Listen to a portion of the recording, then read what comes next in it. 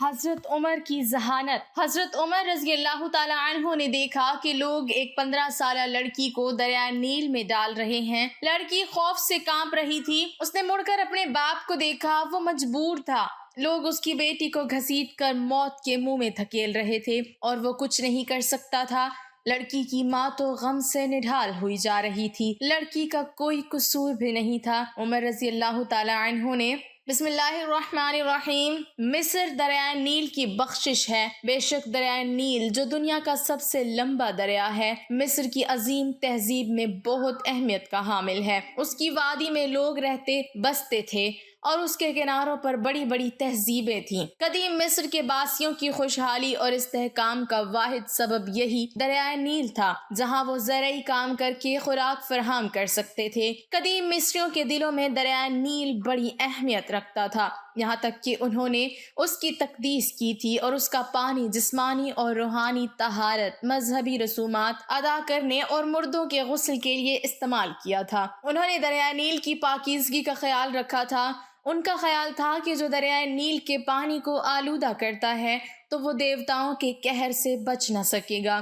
اس بات کا وہ مذہبی کتابوں میں ذکر کیا گیا تھا، اسی لیے قدیم مصری بہت فخر سے بتاتے تھے کہ انہوں نے دریائے نیل کے پانی کو آلودہ نہیں کیا۔ چونکہ قدیم مصری دریائے نیل کو زندگی کا اولین سرچشمہ مانتے تھے، اسی لیے اس پر ایمان لائے تھے، کیونکہ نیل خشک سالی سے ان کی زندگی کی حفاظت کرتا تھا۔ قدیم مصری اپنی موسیقی کے آلات پر دریائے نیل کے گیت گاتے تھے۔ وہ اس دریا کے سیلاب کو بھی مقدس سمجھتے تھے، اسی لیے انہوں نے اس کے لیے ایک دیوتا مقرر کیا تھا۔ چنانچہ قدیم مصری مذہبی فکر دکھاتی ہے کہ اس عظیم دریا کے پیچھے ایک روح چھپی ہوئی ہے، جس کے ذریعے زرخیزی لے جانے والا سیلاب کا پانی آ جاتا ہے، اور یہ روح دیوتا ہابی کی ہے۔ قدیم مصریوں نے دیوتا ہابی کا تصور کیا تھا کہ اس کی شکل جیسے ایک موٹا آدمی ہے، اس کا جسم مضبوط ہے، اس کی چھاتی اتری ہوئی ہے، اس کا پیٹ بہت بڑا ہے، اس کا رنگ سفید اور نیلا ہے، ننگا اور لمبے بالوں کا مالک ہے۔ وہ دیوتا ہابی کو قربانیاں پیش کرتے تھے تاکہ دیوتا ان کو سیلاب، نیکی، بھلائی اور مضبوطی بخشے۔ قدیمی مصر کے عقیدے کے مطابق اور وقت گزرنے کے ساتھ ساتھ دریائے نیل کی پاکیزگی کے بارے میں بہت سی کہانیوں کی اختراع ہو گئی تھی۔ ان کہانیوں میں سب سے مشہور داستان دریائے نیل کی دلہن کی ہے۔ دریائے نیل جس کا پانی ٹھاٹھے مارتا تھا، مصر کے کھیتوں کو سیراب کرتا تھا۔ وہ دریا خشک ہو چکا تھا۔ مصر کے لوگ یہ دیکھ کر پریشان ہو گئے، ایسا پہلی بار نہیں ہوا تھا۔ ہر سال دریائے نیل خشک ہو جاتا۔ مصر کے لوگوں کا کہنا تھا دریائے نیل ہر سال انسانی قربانی مانگتا ہے۔ جب وہ یہ قربانی دیتے ہیں تو دریائے نیل پھر سے ٹھاٹھے مارنے لگتا ہے اور لوگ خوش ہو جاتے ہیں، ان کی کھیتیاں پھر سے لہلہانے لگتی ہیں۔ ایک بار پھر دریائے نیل خشک ہو چکا تھا۔ لوگوں کے چہرے پریشانی سے مرجھا گئے تھے۔ دریا اس بار پھر ایک انسان کی قربانی مانگ رہا تھا۔ وہ سب مجبور تھے۔ انہی دنوں حضرت عمر بن عاص رضی اللہ تعالی عنہ نے مصر فتح کیا تھا۔ مصر میں فوجیں موجود تھیں۔ امیر المومنین حضرت عمر فاروق رضی اللہ تعالی عنہ نے حضرت عمر بن عاص رضی اللہ تعالی عنہ کو گورنر مقرر کیا تھا، اور اس کے چند دن بعد ہی دریائے نیل خشک ہو گیا۔ لوگوں کی پریشانی دیکھنے کے قابل تھی۔ لوگ دریائے نیل میں انسانی قربانی کی تیاری کرنے لگے۔ اب لوگ خوش تھے کہ دریا انسان کی قربانی کے بعد پھر بہنا شروع کر دے گا اور خوشحالی ہی خوشحالی ہوگی۔ آخر وہ دن بھی آ گیا جس دن ایک انسان کی قربانی نے دریائے نیل کو بھیٹ چڑھ جانا تھا۔ لوگ صبح ہی صبح تیار ہو کر باہر نکل آئے جیسے عید کا دن ہو۔ ہر شخص کے چہرے خوشی سے جھلک رہے تھے۔ حضرت عمر بن عاص رضی اللہ تعالی عنہ دریائے نیل کے خشک ہونے کی وجہ سے سخت پریشان تھے۔ جب انہوں نے سنا کہ یہ لوگ دریائے نیل کی بھیٹ چڑھانے کے لیے ایک انسان کو قربان کرنے لگے ہیں تو وہ تڑپ اٹھے کہ یہ تو سراسر ظلم ہے۔ دریا کے لیے ایک انسان کو قتل کر دینا کہاں کی عقل مندی ہے۔ حضرت عمر بن عاص رضی اللہ تعالی عنہ اپنے چند آدمیوں کے ساتھ دریائے نیل کی طرف چل پڑے۔ وہ اس قربانی کو ہر حال میں روکنا چاہتے تھے۔ جب وہ دریائے نیل کے پاس پہنچے تو انہوں نے وہاں عجیب سا سماں دیکھا۔ लोग जर्क भरे कपड़े पहने वहाँ मौजूद थे। हर शख्स के चेहरे पर खुशी थी। जब उन लोगों ने गवर्नर को देखा तो हैरान रह गए। वो सोचने लगे शायद गवर्नर भी इस कुर्बानी को देखने के लिए आए हैं। हजरत उमर बिन आस रजी अल्लाह तआला अन्हु ने देखा कि लोग एक 15 साल लड़की को वहाँ ले आए हैं। उस लड़की ने सुर्ख लिबास पहना हुआ था। वो जेवरात से लदी बंधी थी। लड़की खौफ से कांप रही थी।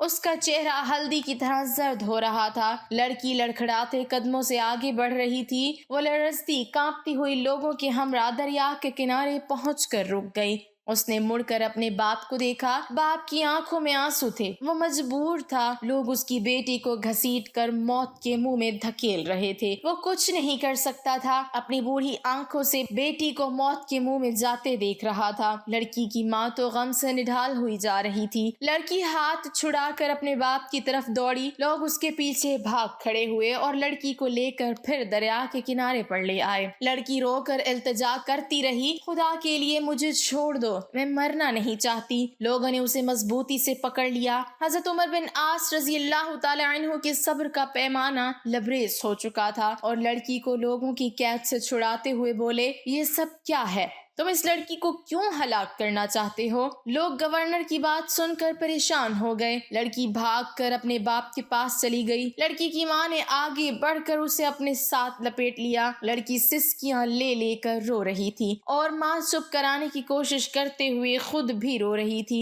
लोगों ने कहा, ए अमीर, दरिया नील खुश्क हो चुका है और हर साल एक इंसान की कुर्बानी मांगता है। ये सुनकर हजरत उमर बिन आस रजी अल्लाह तआला अन्हु ने नागवारी से लोगों की तरफ देखा और पूछा, क्या हर साल ये दरिया इसी तरह खुश्क हो जाता है? लोगों ने जवाब दिया, हाँ, हर साल दरिया नील इसी तरह खुश्क हो जाता है और ये दरिया जब खुश्क होता है तो हम एक इंसानी जान की कुर्बानी देते हैं। इसके साथ ही दरिया का पानी बढ़ना शुरू हो जाता है और देखते ही देखते दरिया में तुग़यानी आ जाती है। हजरत उमर बिन आस रज़ी अल्लाह तआला अन्हु ने कहा, ये तो जुल्म है। लोगों ने कहा, ए अमीर, हम हर साल चांद की 11 तारीख को एक नौजवान लड़की का इंतखाब करके उसके वालिदैन की रजामंदी से उस लड़की को जेवरात और खूबसूरत लिबास पहनाकर दरिया नील की भेंट चढ़ा देते हैं। फिर दरिया का पानी बढ़ना शुरू हो जाता है। ये सुनकर हजरत उमर बिन आस रज़ी अल्लाह तआला अन्हु ने कहा, इस्लाम इन बातों को पसंद नहीं करता। तुम हर साल एक इंसान को कत्ल कर देते हो, दरिया की भेंट चढ़ा देते हो। ये तो सरासर जुल्म है। इस्लाम इन फजूल बातों को मिटाने के लिए आया है। आइंदा तुम ऐसा नहीं करोगे। ये सुनकर लोग बोले, दरिया तो फिर खुश्क हो जाएगा,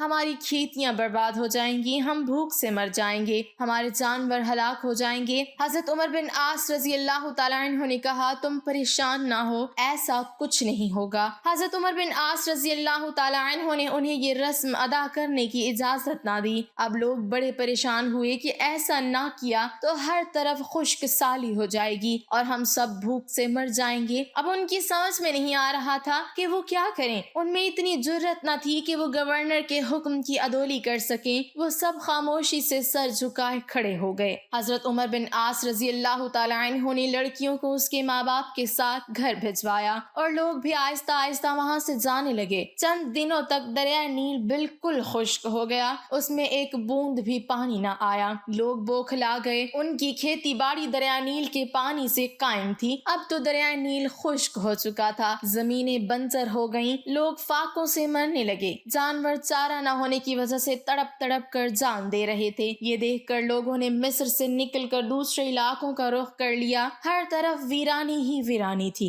हजरत उमर बिन आस रज़ी अल्लाह तआला अन्हु ने जब ये देखा तो वो परेशान हो गए। आखिरकार उन्होंने अमीरुल मोमिनीन हजरत उमर फारूक रज़ी अल्लाह तआला अन्हु को एक खत लिखा और उसमें सारी सूरत हाल वाज़े कर दी। अमीरुल मोमिनीन हजरत उमर फारूक रज़ी अल्लाह तआला अन्हु ने जब ये खत पढ़ा तो आपने हजरत उमर बिन आस रज़ी अल्लाह तआला अन्हु को जवाब में लिखा, तुमने मिस्रियों को बहुत अच्छा जवाब दिया। इस्लाम ऐसी बातों की इजाजत नहीं देता, वो ऐसी फजूल बातों को मिटाने के लिए आया है। मैं उस खत में एक रुक्का भेज रहा हूँ, तुम ये रुक्का दरियाए नील में डाल देना। हजरत उमर बिन आस रज़ी अल्लाह तआला अन्हु के पास अमीरुल मोमिनीन हजरत उमर फारूक रज़ी अल्लाह तआला अन्हु का खत पहुँचा तो उन्होंने खत के बाद वो रुक्का भी पढ़ लिया। جو دریائے نیل میں ڈالنے کے لیے تھا۔ اس میں لکھا تھا کہ خط اللہ کے بندے عمر بن خطاب رضی اللہ تعالی عنہ کی طرف سے دریائے نیل کے نام تھا۔ اے دریا، اگر تو اللہ کے حکم سے بہتا تھا اور ہم بھی اللہ ہی سے تیرا جاری ہونا مانگتے ہیں اور تم اللہ کے حکم سے جاری ہو جاؤ، اگر تو خود اپنی مرضی سے بہتا ہے اور اپنی مرضی سے رک جاتا ہے تو پھر تیری کوئی پرواہ